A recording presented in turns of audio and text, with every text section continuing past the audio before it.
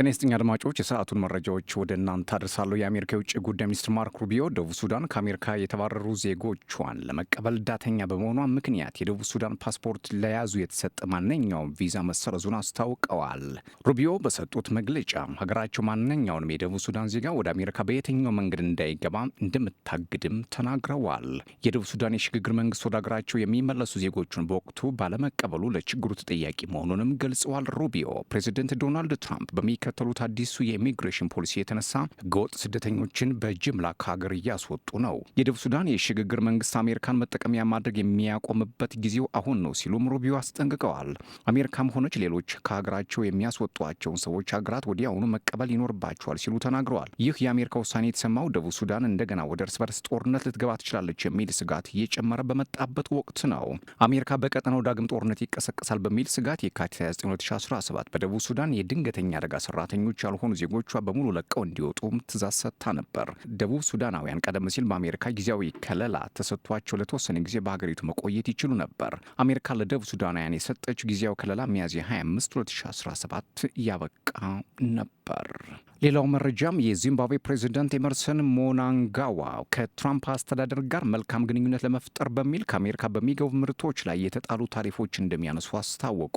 ፕሬዚደንት ዶናልድ ትራምፕ ከዚምባብዌ ወደ አሜሪካ በሚገቡ ምርቶች ላይ 18 በመቶ ታሪፍ ከጣሉ ከቀናት በኋላ ነው የዚምባብዌ መንግስት እዚህ ውሳኔ ላይ የደረሰው። ይህ እርምጃ ከአሜሪካ የሚገቡ ምርቶችን በዚምባብዌ ገበያ ውስጥ ለማስፋፋት እንዲሁም በመላሹ ዚምባብዌ ወደ አሜሪካ የምታደርገውን የወጭ ንግዷን ለማሳደግ ነው ሲሉ ሞናንጋዋ ተናግረዋል። ዚምባብዌን ቀኝ ግዛት ከወጣችበት በኋላ ጥቂት ነጮች ተይዞ የነበረው መሬት ለሀገሬው ጥቁር ሕዝብ አከፋፍላለሁ በማለት ያወጣችው ፖሊሲ አሜሪካን ጨምሮ ከምዕራባውያን ጋር ያላትን ግንኙነት እንዲሻክር አድርጎት ቆይቶ ነበር። ሁለቱ ሀገራት በአውሮፓውያኑ 2024 የነበራቸው የንግድ ልውውጥ 111.6 ሚሊዮን ዶላር ብቻ እንደሆነ ከአሜሪካ መንግስት የተገኘው መረጃ ያሳያል። ሌላው መረጃ የዶናልድ ትራምፕ የታሪፍ ውሳኔ ተከትሎ ከ50 በላይ ሀገራት ወደ አሜሪካ ስለሚልኳቸው ምርቶች ለመነጋገር ዋይት ሀውስን መጠየቃቸውን ባለስልጣናት ተናግረዋል። የፕሬዚዳንቱን ታሪፍ ተከትሎ የአሜሪካ አክሲዮን ገበያ ከፍተኛ ቅናሽ ያሳየ ሲሆን የዓለም ገበያ ላይም ለውጥ ታይቷል። ይሁን እንጂ የትራምፕ ባለስልጣናት ኢኮኖሚው ላይ የሚኖረው ዘላቂ ጫና አሳንሰው አቅርበዋል። የአሜሪካው ፕሬዚደንት ዶናልድ ትራምፕና አማካሪዎቻቸው በገቢ ምርቶች ላይ የተጣለው ታሪፍ በዓለም ገበያ ላይ የፈጠረውን አለመረጋጋት አንዳንድ ነገሮች ለማስተካከል መድኃኒት መውሰድ ያስፈልጋል ሲሉም ተከላክለዋል። ታይቶ በማይታወቅ መልኩ ለመበልጸግ ስራዎችና ኢንቨስትመንት ዳግም ወደ አሜሪካ እንዲመለሱ ተናግረዋል።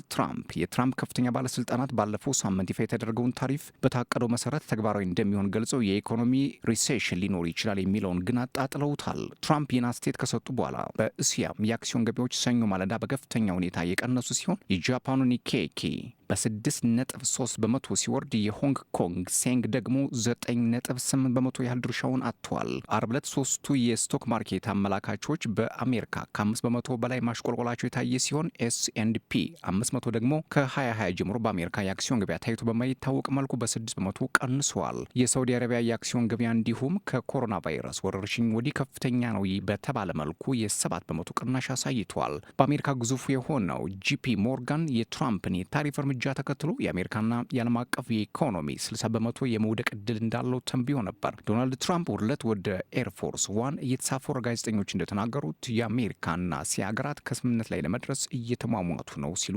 ተደምጠዋል። ክቡራትና ክቡራን ለሰዓቱ የነበረኝ አጭር መረጃ ይሄን ይመስል ነበር። ሰብስክራይብ፣ ላይክ፣ ሼር፣ ኮሜንት እያደርጋችሁ ቤተሰብ ሁኑ። ሰላም።